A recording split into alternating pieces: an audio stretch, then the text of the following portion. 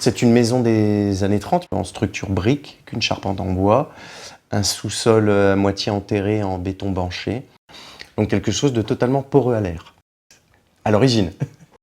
On s'est vu tout de suite, ouais, on s'est vu tout de suite, et puis on a tout de suite vu les travaux effectivement qu'on allait pouvoir réaliser, que ça convenait bien aussi à notre projet familial, puisqu'on allait avoir plusieurs enfants, et donc la disposition des pièces se prêtait bien effectivement à notre projet.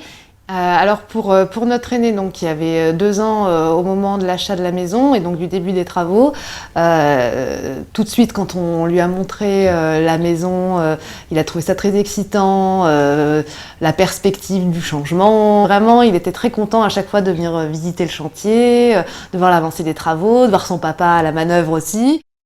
On voulait une maison à rénover, c'était vraiment notre objectif. Donc pas de maison trop récente, pas de maison des années 2000, enfin voilà, on voulait une vieille maison avec des travaux à faire pour déjà se l'approprier, qu'elle nous ressemble, la personnaliser, et aussi pour mettre en œuvre nos ambitions énergétiques, écologiques, les transposer dans cette maison.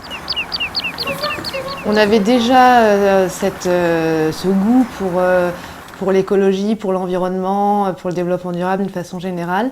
On faisait du compost, on faisait attention effectivement au quotidien, à veiller à ce qu'il n'y ait pas trop d'appareils qui fonctionnent.